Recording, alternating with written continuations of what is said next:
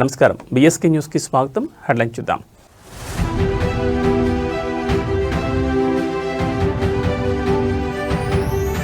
తిరుపతిలో భారతీయ విజ్ఞాన సమ్మేళన్ కార్యక్రమం పాల్గొన్న CM Chandrababu.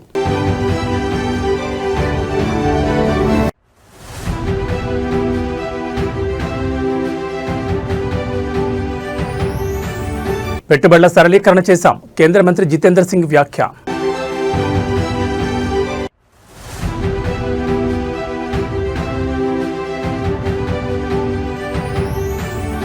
Krishna జలాలపై BRS రణభేరి, party ముఖ్య నేతలతో కేసీఆర్ భేటీ.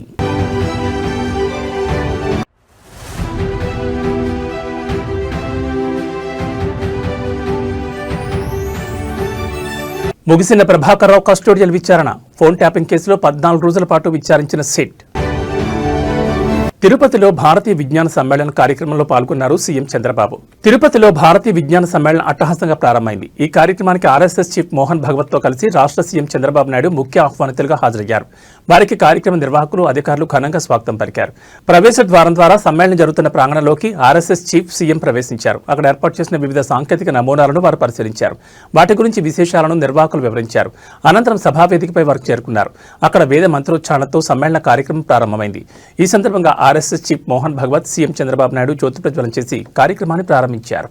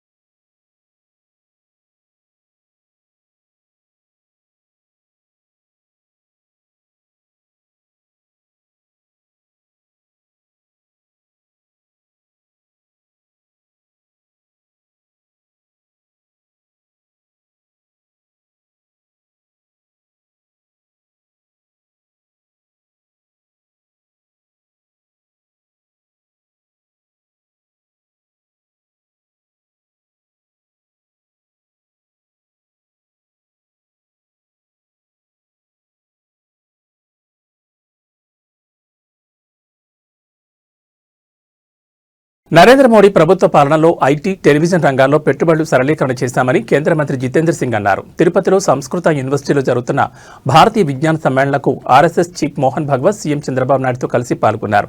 కార్యక్రమంలో ప్రసంగిస్తూ భారత్ గ్లోబల్ ఇన్నోవేషన్ ఇండెక్స్లో 81వ ర్యాంకు నుంచి 38వ ర్యాంకు చేరుకుందన్నారు.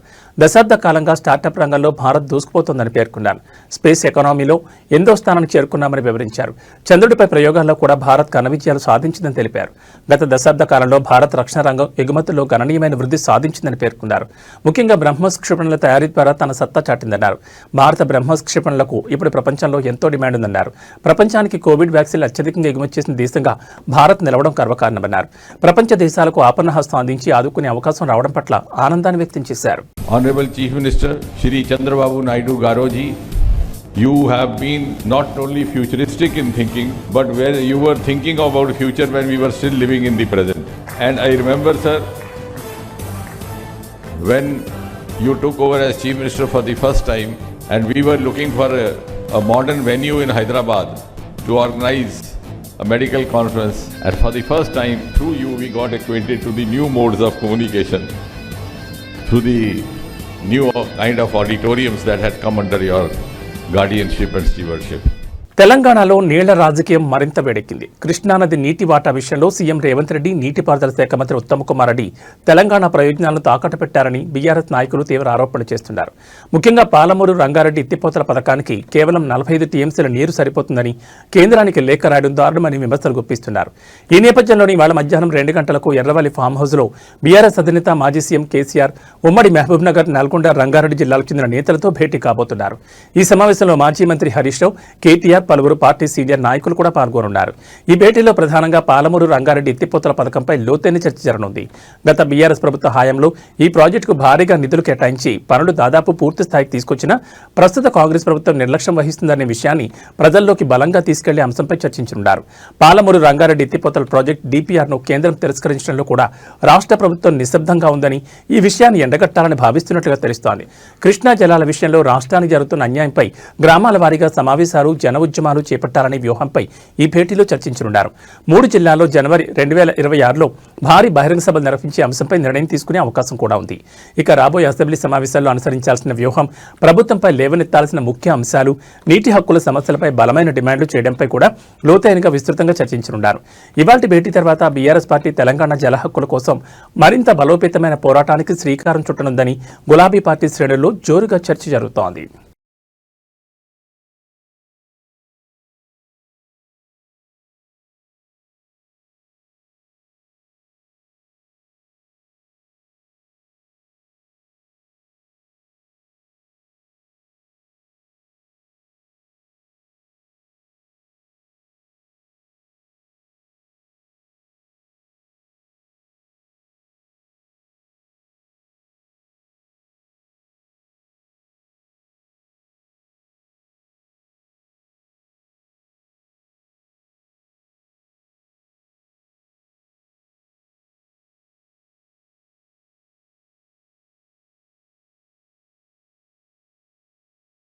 అక్రమ ఫోన్ ట్యాపింగ్ కేసులో ప్రధాన నిందితుడు మాజీ SIB chief Prabhakar Rao custody విచారణ నిన్నటితో ముగిసింది. ఈ క్రమంలోనే ఆయనకు సిట్ అధికారులు ప్రభుత్వ ఆసుపత్రిలో వైద్య పరీక్షలు చేయించి ఇవాళ తెల్లవారుజామున జూబ్లీహిల్స్ పోలీస్ స్టేషన్ నుంచి విడుదల చేశారు. జనవరి 16న కేసుకు సంబంధించి నివేదికను సిట్ సుప్రీంకోర్టుకు సమర్పించనుంది. దేశ అత్యున్నత న్యాయస్థానం సుప్రీంకోర్టు ఆదేశాల మేరకు డిసెంబర్ 19న ఆయన కస్టడీని నిన్నటి వరకు పొడిగించిన సంగతి తెలిసింది. ఈ మేరకు డిసెంబర్ 12న జూబ్లీహిల్స్ పోలీస్ స్టేషన్లో లొంగిపోయిన ప్రభాకర్ రావును 14 రోజుల పాటు హైదరాబాద్ సిపి వీసీ సజ్జనార్ నేతృత్వంలోని 9 మంది స్పెషల్ ఇన్వెస్టిగేషన్ టీం సుదీర్ఘంగా విచారించింది. ఇక విచారణలో భాగంగా చివరి రోజు కేసులో సహనిందితులైన ప్రణీతిరావు, భుజంగరావు, రాధాకృష్ణరావు, తిరుపతన్నాలను సిట్ జూబ్లీహిల్స్ పిఎస్ పిలిపించి ఒక్కొక్కరిగా ప్రశ్నలు సంధించి కీలక సమాచారం రాబట్టారు. నేరుగా సీఎం కార్యాలయానికే ప్రభాకర్ రావు రిపోర్ట్. విచారణలో భాగంగా ఉద్యోగ విరమణ పొందిన తర్వాత ఎస్ఐబీ చీఫ్గా తన పునర్నియామకంపై సిట్ ప్రశ్నించగా ఆ విషయం కేసీఆర్ని అడగాలని ప్రభాకర్ రావు చెప్పినట్టుగా తెలుస్తోంది. హరీష్ రావును తరచూ ఎందుకు సంప్రదింపులు జరిపామని అడగగా అందుకు ఆయన హరీష్ రావుకు మావోయిస్టుల నుంచి ప్రాణహాని ఉన్నందున జాగ్రత్తలు చెప్పేందుకు ఆయనతో తరచూ సంప్రదింపులు జరిపినట్లుగా ప్రభాకర్ రావు తెలిపారు. ఇక ఆయన విధి నిర్వహణలో భాగంగా ఉన్నతాధికారులకు కాకుండా నేరుగా సీఎం కార్యాలయానికే రిపోర్ట్ చేసేవారని సిట్కు చెప్పినట్లుగా సమాచారం. సిట్ విచారణపై ఎస్ఐబీ చీఫ్ విజయ్ కుమార్ సమీక్ష కాగా 14 రోజులుగా సిట్ విచారణ జరిగిన నేపథ్యంలో గురువారం రాత్రి ఉన్నతాధికారులు కీలక సమీక్ష నిర్వహించారు. Intelligence chief Vijay Kumar SIT chief సజ్జనార్తో పాటు సభ్యులతో సమీక్షించి దర్యాప్తు పురోగతిని అడిగి తెలుసుకున్నారు. ఈ క్రమంలో ప్రముఖులకు నోటీసుల అంశంపై చర్చకొచ్చినట్లుగా తెలిసింది. మరోసారి సమీక్షించి ఆ విషయంలో తుది నిర్ణయం తీసుకునే అవకాశం ఉంది.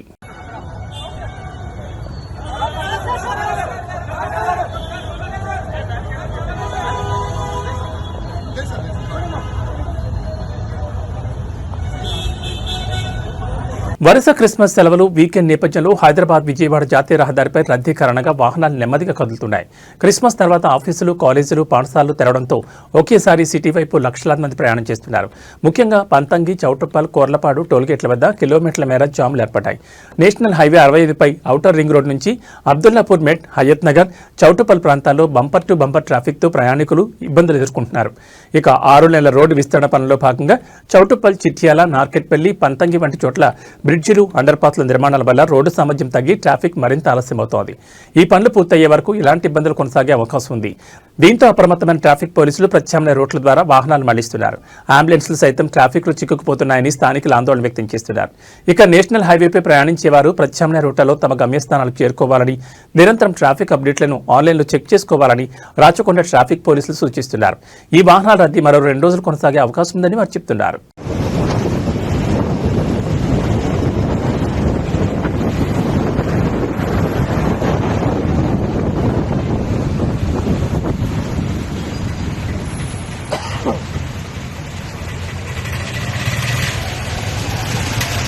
రాష్ట్ర వ్యాప్తంగా సంచలనం సృష్టించిన నకిలీ మద్యం కేసు దర్యాప్తులో కీలక ముందడుగు పడింది. ఈ కేసులోని 5 ప్రధాన నిందితులను 3 రోజుల కస్టడీకి ఇస్తూ తంబళ్లపల్లి కోర్టు అనుమతించింది. కోర్టు ఆదేశాలతో ఎక్సైజ్ పోలీసులు ఈ రోజు నిందితులను అదుపులోకి తీసుకున్నారు. ఈ కేసులో 7 నిందితులను కస్టడీకి ఇవ్వాలని కోరుతూ ఎక్సైజ్ పోలీసులు తంబళ్లపల్లి కోర్టులో పిటిషన్ దాఖలు చేశారు. దీనిపై విచారణ జరిపిన న్యాయస్థానం 5 నిందితులను 3 రోజుల పాటు పోలీస్ కస్టడీకి అప్పగిస్తూ ఉత్తర్వులు జారీ చేసింది.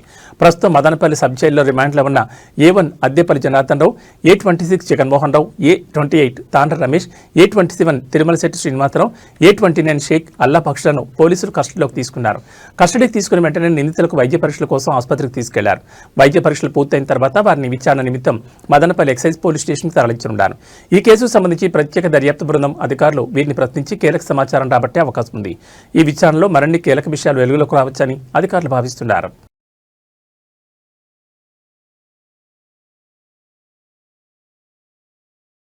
పార్వతీపురం మన్యం జిల్లాలోని గురుగుపల్లి మండలం పరిధిలో ఉన్న తోటపల్లి వద్ద ఏనుగుల గుంపు హల్చల్ చేసింది. ఏనుగులు రోడ్డుపైకి రావడంతో స్థానికులు ఆందోళన వ్యక్తం చేశారు. గతంలో ఇదే ప్రాంతంలోని తామరచెరు వద్ద ఏనుగులు హడావుడి చేశాయి. మరోసారి ఏనుగులు కనిపించడంతో కలకలం రేగింది. ఏనుగుల సంచారం కారణంగా పరిసర ప్రాంతాల్లోని ప్రజలు భయాందోళనకు గురవుతున్నారు. ఇదే ప్రాంతాల్లో సంచరించిన ఏనుగులు మళ్లీ తిరిగి రావడంతో గ్రామస్తులు బెంబేలెత్తిపోతున్నారు. సంచరించిన మార్గాల్లోని తిరుగుతూ పంటలను ధ్వంసం చేస్తున్నాయని వాపోతున్నారు. ఏళ్ల తరబడి ఏనుగులు అడవిని విడిచి గ్రామీణ ప్రాంతాల్లో తిరగడం వల్ల తామెంతో నష్టపోతున్నామని ఆవేదన వ్యక్తం చేస్తున్నారు. ఇప్పటికే చాలా వరకు ప్రాణ ఆస్తి నష్టం జరిగిందని గ్రామస్తులు పేర్కొంటున్నారు. సంబంధిత అటవీ శాఖ అధికారులు దృష్టి సారించాలని, ఏనుగులు గ్రామాల్లోకి రాకుండా ఉండేలా చర్యలు తీసుకోవాలని అటవీ శాఖ అధికారులను కోరుతున్నారు. వాటి కారణంగా నష్టం వాటిన పంటలకు నేటికి ఎటువంటి పరిహారం అందించలేదని, దీనిపై ఉన్నతాధికారులు స్పందించి తమకు తగిన న్యాయం చేయాలని వారు డిమాండ్ చేస్తున్నారు.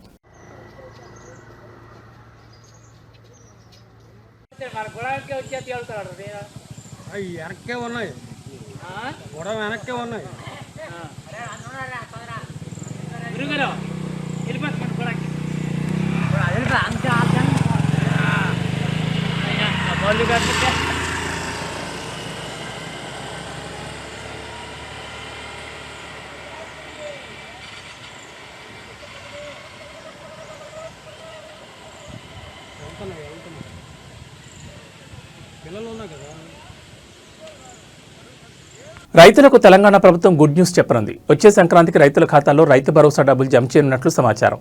యాసంగి సీజన్కు చెందిన రైతు భరోసా డబ్బులు రానున్న జనవరిలో విడుదల చేయాలని భావిస్తోంది. శాటిలైట్ ఇమేజెస్ ద్వారా రైతులు పంట డేటాను సిద్ధం చేస్తోంది. జనవరి 2వ వారం వరకు ఈ వివరాల ప్రక్రియ పూర్తి కానుంది. అయితే ఈసారి పంటలు సాగు చేయని భూములను రైతు భరోసా నుంచి మినహాయింపించే అవకాశం ఉందని అధికారులు చెబుతున్నారు. రానున్న అసెంబ్లీ సమావేశాల్లో దీనిపై ప్రభుత్వం క్లారిటీ ఇవ్వనుంది.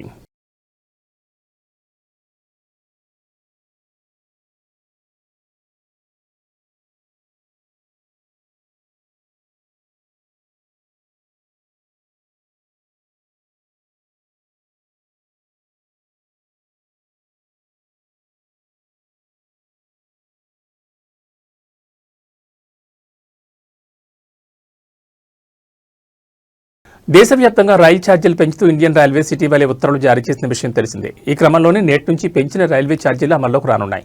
ఈ ఛార్జీల పెంపును రైల్వే అధికారులు నోటిఫై చేయగా 215 కిలోమీటర్లు దాటిన ప్రయాణానికి జనరల్ విభాగంలో ప్రతి కిలోమీటర్కు 1 పైసా చొప్పున, మెయిల్ ఎక్స్ప్రెస్ రైళ్లలో నాన్ ఏసీ, ఏసీ తరగతిలో ప్రతి కిలోమీటర్కు 2 పైసలు చొప్పున ఛార్జీలు పెరిగాయి. తాజా ఛార్జీల పెంపుతో ఇదే సంవత్సరంలో రైల్వే శాఖ 2 సార్లు ఛార్జీలను పెంచినట్లయింది. సబర్బన్ సర్వీసులు, సీజనల్ టికెట్ల ఛార్జీల్లో ఎలాంటి మార్పులు లేవని అధికారులు వెల్లడించారు. ఇక తేజస్ రాజధాని, శతాబ్ది దూరంతో, వందే భారత్, హంస్ఫర్, అమృత్ భారత్, తేజస్, మహామానా, గతిమాన్, అంత్యోదయ, గరీబ్ రథ్, జనశతాబ్ది, యువ ఎక్స్ప్రెస్, నమో భారత్, ర్యాపిడ్ రైడ్, సాధారణ యాప్, సబర్బుల్ యాప్, MUD, EUMతో సహా ప్రధాన రైలు సర్వీసుల ప్రాథమిక ఛార్జీలు పెరుగుతాయని అధికారిక రైల్వే శాఖ విడుదల చేసిన నోటిఫికేషన్లో స్పష్టంగా పేర్కొంది.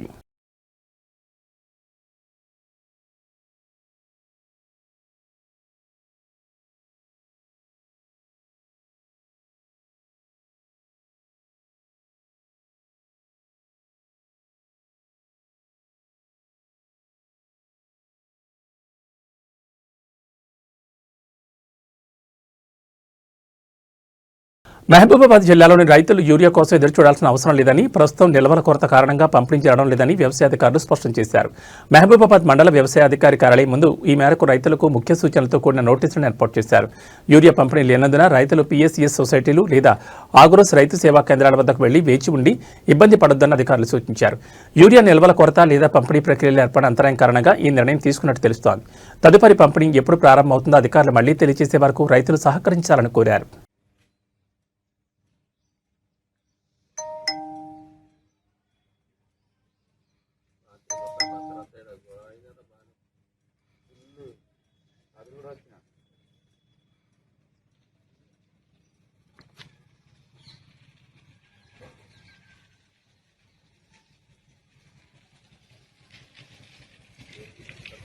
కొండగట్టు ఘాట్ రోడ్లో మరో ప్రమాదం చోటు చేసుకుంది. జగిత్యాల జిల్లా కొండగట్టు ఆంజనేయస్వామి ఆలయ ఘాట్ రోడ్లో ఆటో ప్రమాదం గురై నలుగురికి తీవ్ర గాయాలయ్యాయి. ఆలయ దర్శనం ముగించుకున్న భక్తులు ఆటోలో కిందికి వస్తుండగా ఘాట్ రోడ్లో ఆటో అదుపు తప్పి సైడ్ వాల్ని ఢీకొట్టింది.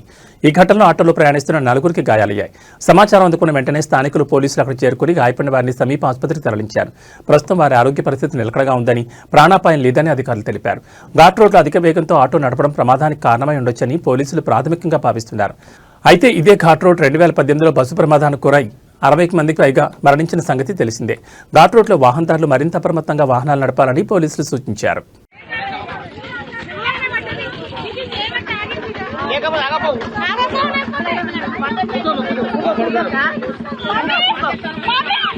తిరుమల శ్రీ వెంకటేశ్వర స్వామి దర్శనానికి భక్తుల రద్దీ రోజురోజుకు పెరుగుతోంది. సెలవులు, శుభకార్యాల సీజన్ కావడంతో దేశవ్యాప్తంగా వివిధ రాష్ట్రాల నుంచి భక్తులు తరలివస్తున్నారు.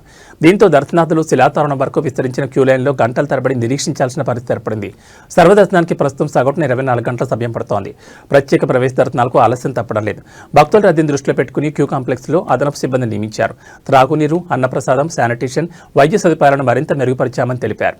వృద్ధులు, దివ్యాంగులు, చిన్నపిల్లలతో వచ్చే భక్తుల కోసం ప్రత్యేక లైన్లు ఏర్పాటు చేసి సౌకర్యాలు కల్పిస్తున్నారు. ఎండల తీవ్రతను దృష్టిలో పెట్టుకుని షామియానాలు, ఫ్యాన్లు, వాటర్ ట్యాంకర్లను ఏర్పాటు చేసినట్లు అధికారులు వెల్లడించారు. భక్తులు సహకరిస్తే దర్శన ప్రక్రియ సాఫీగా కొనసాగుతుందని టీటీడీ విజ్ఞప్తి చేస్తోంది.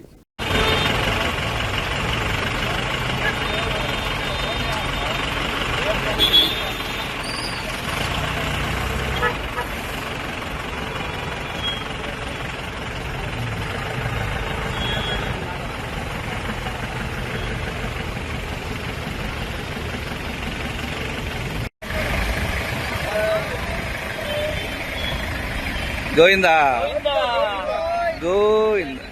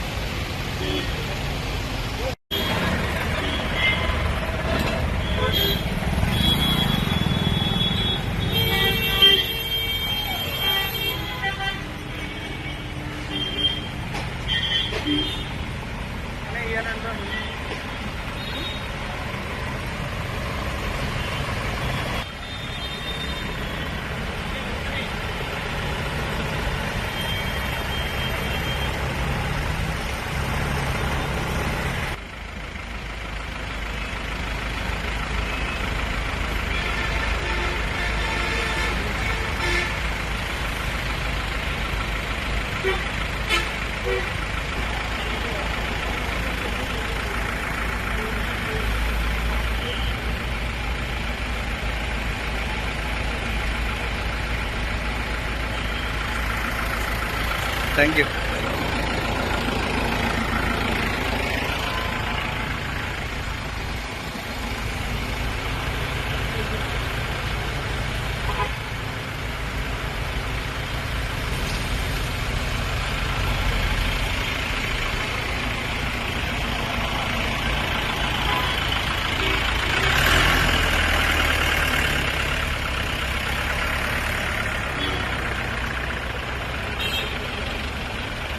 ఇవి ఈ బులెటిన్ విశేషాలు. మరో బులెటిన్లో మళ్ళీ కలుసుకుందాం. నమస్కారం.